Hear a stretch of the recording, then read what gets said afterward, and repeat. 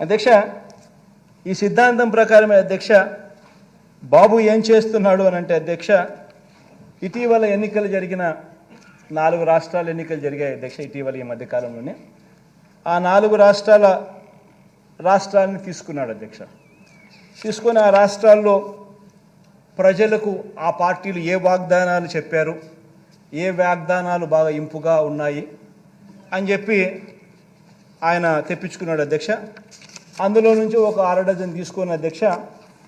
వేరే రాష్ట్రాల్లో ఎలాగో ఈయన మాటలు నమ్మరు కాబట్టి మన రాష్ట్రంలో పేదలకు కూడా వేరే రాష్ట్రాల్లో ఎలాగో అక్కడ వాళ్ళ ప్రజలు ఆ పార్టీలకు చెప్పిన వాళ్ళు నమ్మినారు కాబట్టి ఏదో బాగున్నాయని చెప్పి ఈయన కూడా మెంటల్గా ప్రిపేర్ అయ్యి మన రాష్ట్రంలో కూడా అధ్యక్ష పేదలను నమ్మించడం కోసం, మళ్ళీ మోసం చేయడం కోసం అలాంటి కార్యక్రమాలే మన రాష్ట్రంలోకి తీసుకొచ్చేదానికి ఇదే మనిషి చంద్రబాబు నాయుడు గారు ఆ 6 డజన్ హామీలను తీసుకొచ్చారు అధ్యక్ష. హైదరాబాద్లో కూర్చున్నాడు అధ్యక్ష.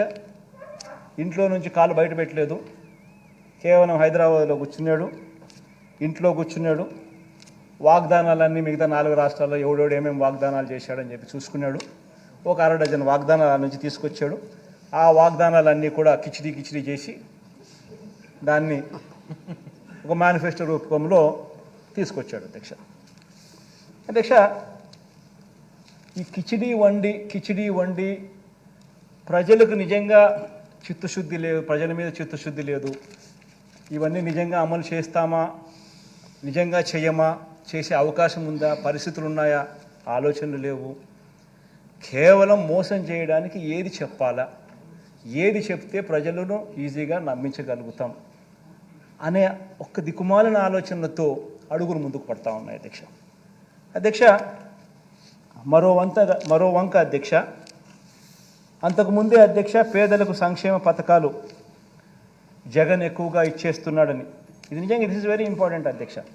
ఎందుకనంటే ఈ మాదిరిగా తను కిచిడి తయారు చేసేటప్పుడు మరో వంక ఒకసారి గమనించినట్టయితే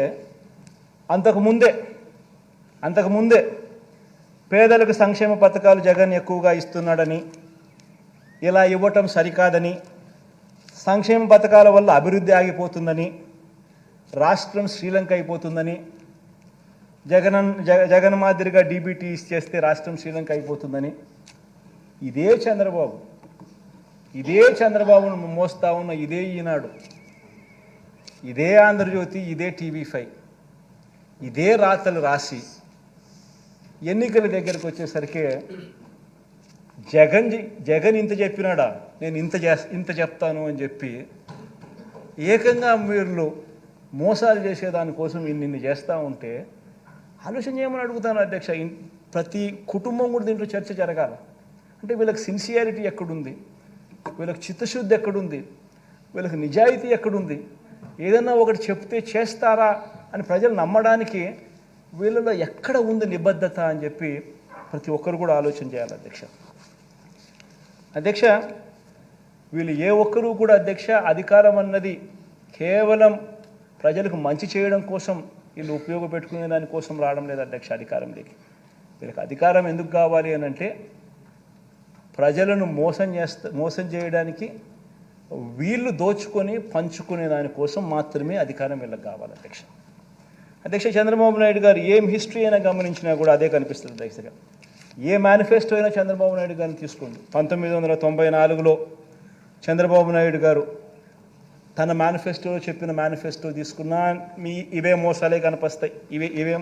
ఇవే మోసాలే కనిపిస్తాయి. 1999లో తాను ఇచ్చిన మేనిఫెస్టో గమనించినా ఇటువంటి మోసాలే కనిపిస్తాయి. ఇక లేటెస్ట్గా 2014 అయితే అందరికీ బాగా గుర్తుంటాయి. ఆ 2014లో ఇచ్చిన మేనిఫెస్టో మన అందరికీ కూడా గుర్తుంటుంది, ప్రజలందరికీ కూడా గుర్తుంటుంది. ఆ మేనిఫెస్టో కూడా చూస్తే కూడా అవే కనపడతాయి. ఆయన తొలి సంతకాలు అధ్యక్ష, ఆయన తొలి సంతకాలు సామాజిక వర్గాలకు ఇచ్చిన వాగ్దానాలు, రైతులకు ఇచ్చిన వాగ్దానాలు, అక్క చెల్లెమ్మలకు ఇచ్చిన వాగ్దానాలు, పిల్లలకి ఇచ్చిన వాగ్దానాలు, నిరుద్యోగులకు ఇచ్చిన వాగ్దానాలు, ఇలా మొత్తంగా 650 వాగ్దానాలతో మేనిఫెస్టో రిలీజ్ చేసి అందులో కనీసం 10% కూడా అమలు చేయకుండా ఆ మేనిఫెస్టో ఎక్కడుంది అని చెప్తే దాన్ని కూడా కనిపించుకోకుండా వెబ్సైట్లలో నుంచి తీసేసే పరిస్థితిలోకి పోయినాడు అని అంటే ఇలాంటి వ్యక్తి 2024 ఎన్నికల్లో ఇలాంటి వ్యక్తిని నమ్మడం కరెక్టేనా అని చెప్పి ప్రతి ఒక్కరూ ఇంట్లో ఆలోచన చేసుకోవాలి అధ్యక్ష.